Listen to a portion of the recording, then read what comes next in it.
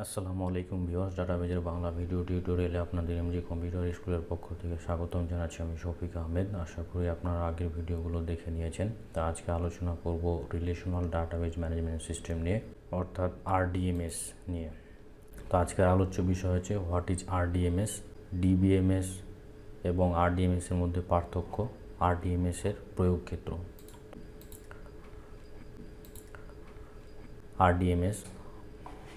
RDMS হচ্ছে relational database management system. R for relational, D for data, B for base, M for management, S for system, অর্থাৎ relational database management system. এই relational database management সিস্টেমে এক বা একাধিক সম্পর্কযুক্ত table থাকে। দুইটা খুবই ইম্পর্টেন্ট বিষয় হচ্ছে, আপনারা আগের টিউটোরিয়াল থেকে জানেন যে ডিবিএমএস হচ্ছে একটা সফটওয়্যার যার মাধ্যমে আমরা ডাটা স্টোর করতে পারি এবং ম্যানেজ করতে পারি। তো relational database management system or RDMS হচ্ছে ডিবিএমএস এর অ্যাডভান্স ভার্সন, যেটা দিয়ে আমরা ডিবিএমএস এর সেম কাজগুলো করতে পারি, কিন্তু এখানে পরস্পর সম্পর্কযুক্ত এক বা একাধিক টেবিল থাকে।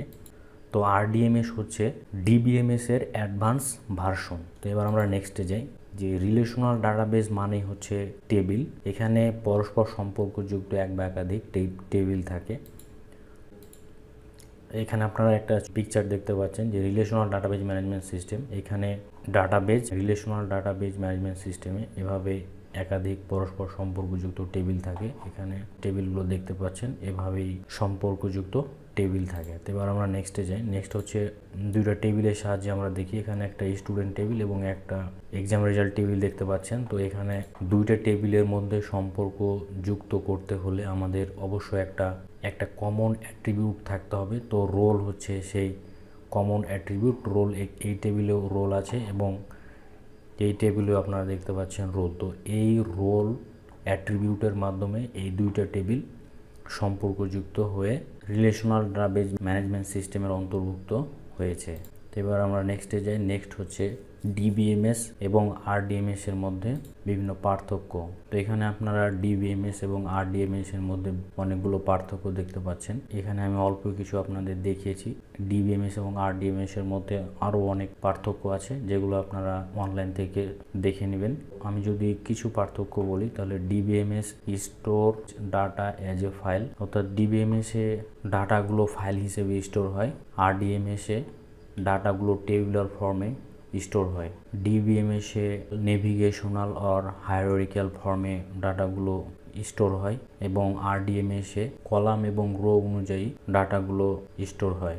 ডিবিএমএস যেখানে সিঙ্গেল ইউজার সাপোর্ট করে, RDMS এখানে মাল্টিপল ইউজার্স সাপোর্ট করে। তারপরে ডিবিএমএস এ স্মল ডাটা নিয়ে কাজ করা হয়, যেখানে RDMS a large amount of data নিয়ে কাজ করা হয়। তারপর ডিবিএমএস এ দুইটা টেবিলের মধ্যে কোনো রিলেশন করা যায় না এবং RDMS এ এক বা একাধিক সম্পর্কযুক্ত টেবিল থাকে।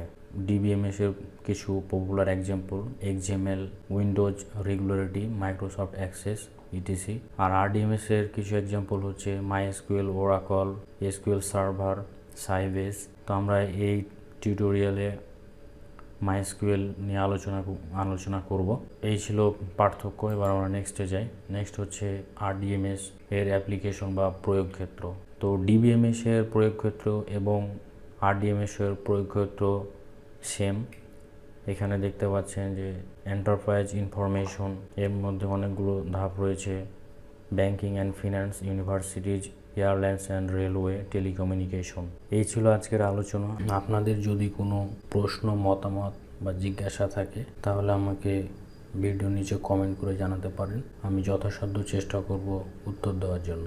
এই বলে শেষ করছি। আল্লাহ হাফেজ।